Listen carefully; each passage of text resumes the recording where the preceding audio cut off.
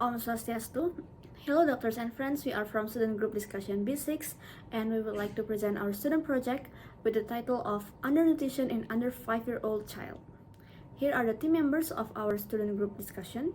My name is Karralika with the last digit of student number 21st. I will begin the presentation from chapter 1 introduction.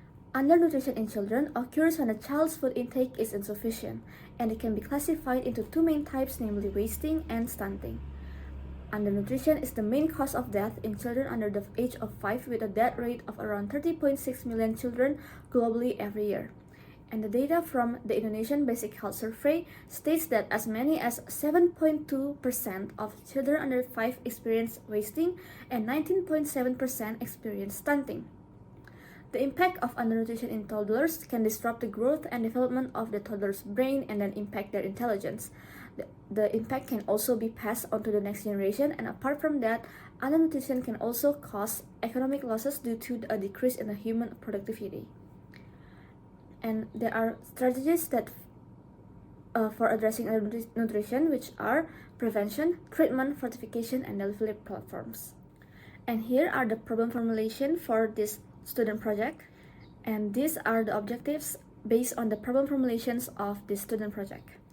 And here are the benefits that we want to obtain from making this student project. Hello everyone, my name is Tiffany Cecilia with serial digit number 107. Now I'll explain about the anamnesis.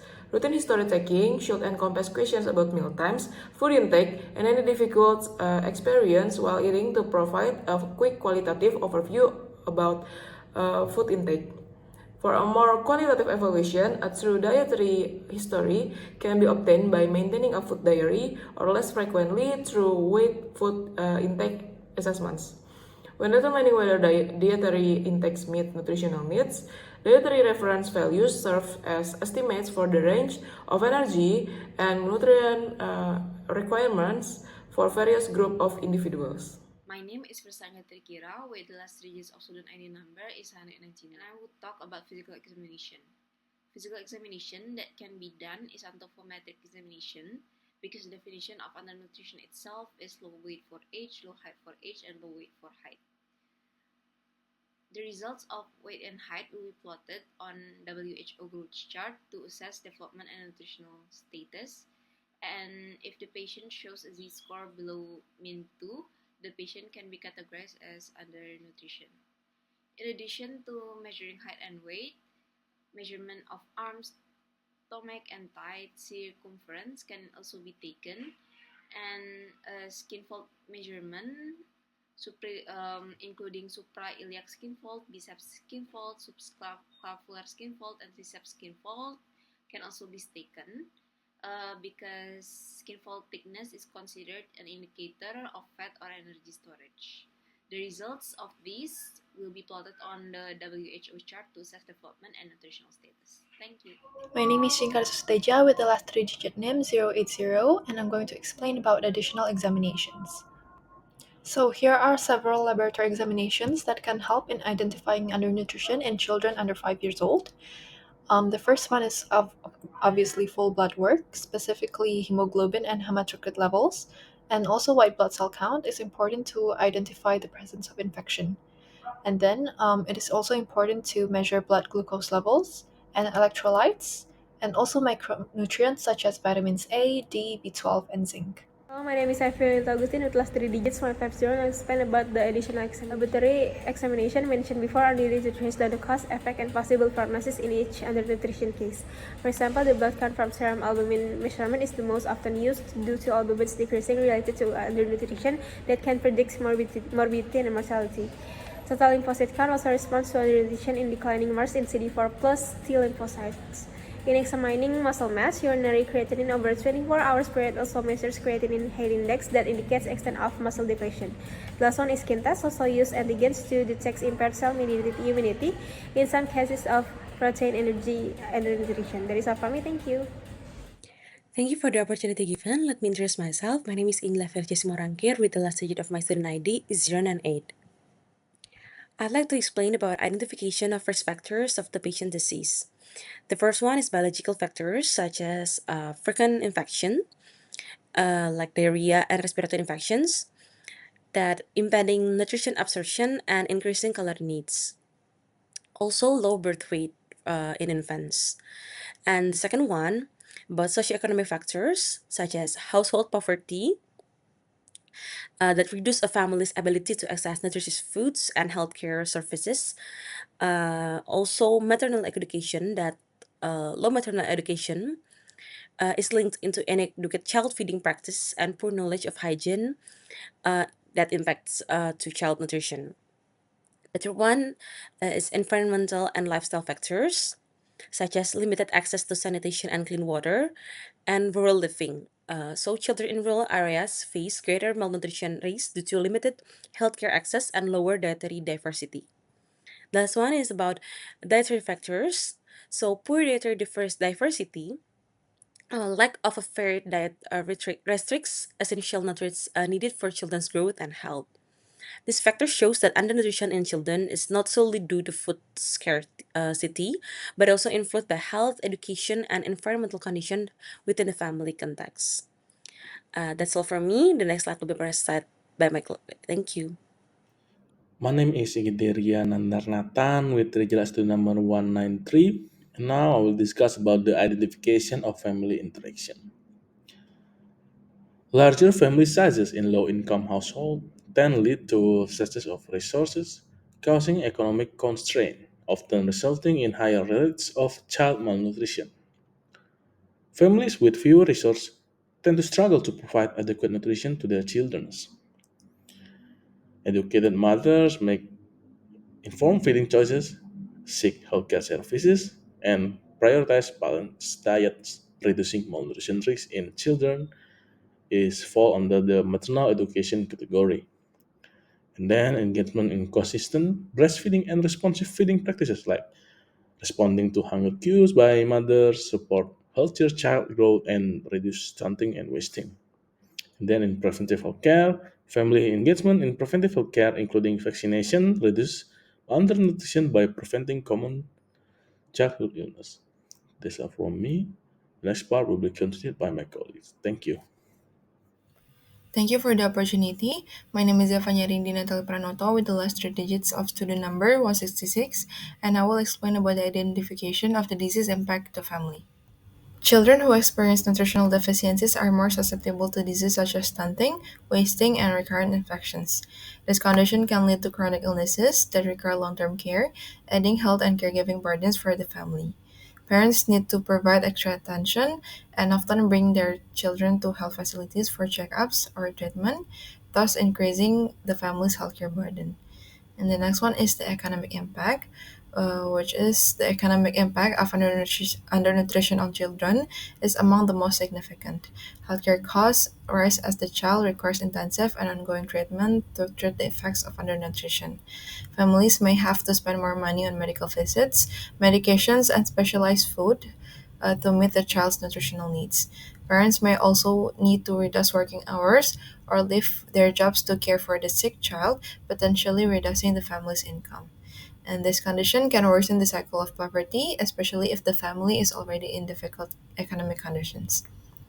And in terms of emotional and mental health impact, emotionally, parents often feel stress, anxiety, or even guilt for being unable to provide adequate nutrition for their child. This can affect parents' mental health and increase the risk of depression or anxiety. And as for the siblings of the undernutrition child, the siblings may also experience emotional pressure as family attention is often focused on the sick child, potentially leading to feelings of jealousy, of attention, or even conflict between siblings. So maybe that's all for me. The next slide will be presented by my friend. Thank you. Hello, first of all, let me introduce myself. My name is Adiwati with the last digit of student number 089. Now I'm going to present about the actions necessary in the continuing care approach and personal care. Children under nutrition management requires a personal and multidimensional approach based on the World Health Organization to promote good children's development and growth. This involves ensuring exclusive breastfeeding for the first 6 months that is followed by introducing various types of nutrient-dense food. By conducting active community screening using mid upper arm circumference measures while checking for bilateral pitting edema, community health workers play a crucial role in the early detection and initiation of treatment. Moreover, ready to use therapeutic foods, when administered properly, have been proven to significantly improve weight growth and recovery rates in children with undernutrition. Next is continuing care approach. For children with undernutrition, an ongoing treatment strategy is crucial for achieving a successful recovery while minimizing relapse. This strategy focuses on the importance of community health workers in providing care and routine monitoring by regular follow up that includes the evaluation of a child's development and nutrition plan modification. This technique greatly improves the health of children with risk, especially those who have low resources and restricted access to healthcare. Maybe that's all from me. Next slide will be presented by my colleague. Thank you. Hello, my name is Fernando Ghosali and my last digit of student number is 036. Now I'll explain about the collaborative care approach and comprehensive care approach. The comprehensive approach, comprehensive interventions include educating caregivers on optimal feeding practices, such as exclusive breastfeeding for the first 6 months, and also introducing complementary healthy foods. Study shows that increasing caregiver knowledge can greatly improve a child's nutrition. Addressing micronutrient deficiencies through targeted supplementation and national food fortification programs can help combat specific deficiencies that contribute to undernutrition in children. And next is collaborative care approach. A strong health system that supports child nutrition needs teamwork between healthcare workers, government, and international organizations. This involves training health workers, making sure there are enough nutritional resources, and providing effective services. Advocating for policy changes that prioritize child nutrition is essential. This means working with government and non-government group to get funding, support children policies, and create laws that protect mother and child. That's all from me. Thank you. Thank you for the opportunity. My name is Raymond Budianto with 12 digit of student number 161. I'll explain about the effort for primary, secondary, and tertiary prevention. First, I'll explain about the primary prevention. Primary prevention strategies play a critical role in ensuring optimal health, particularly in early childhood.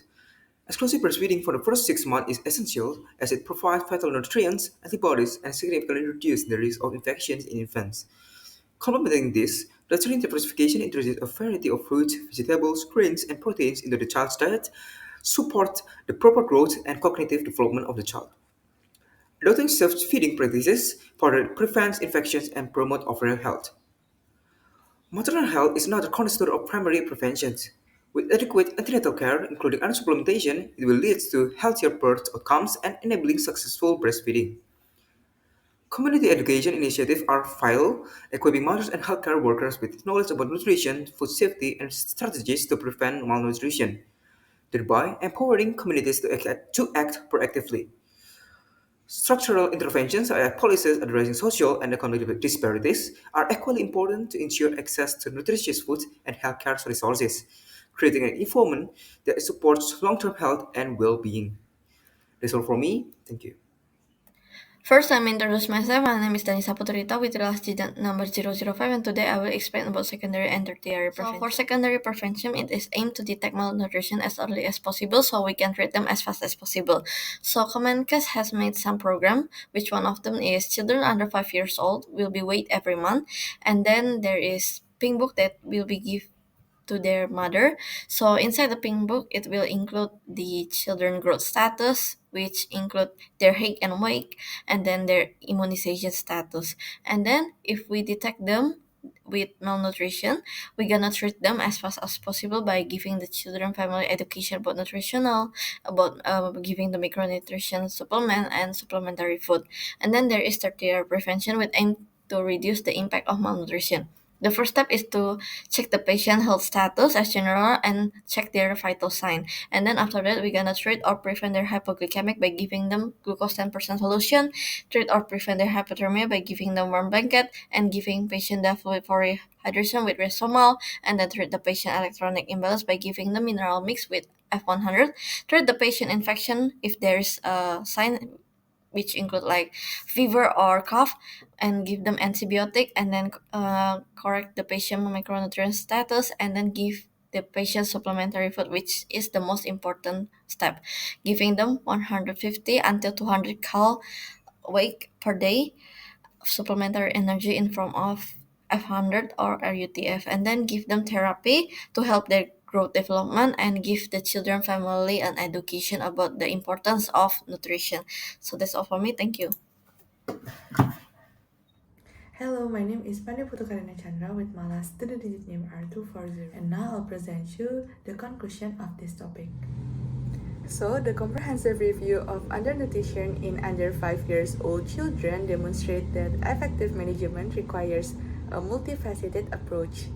Diagnosis relies on a combination of anthropometric measurements, laboratory tests, and detailed clinical assessment with WHO growth standard serving as crucial benchmark. Addressing these challenges requires a comprehensive approach that combines medical intervention with social and economic supports. Success in combating childhood undernutrition depends on coordinated effort across multiple levels. Thank you.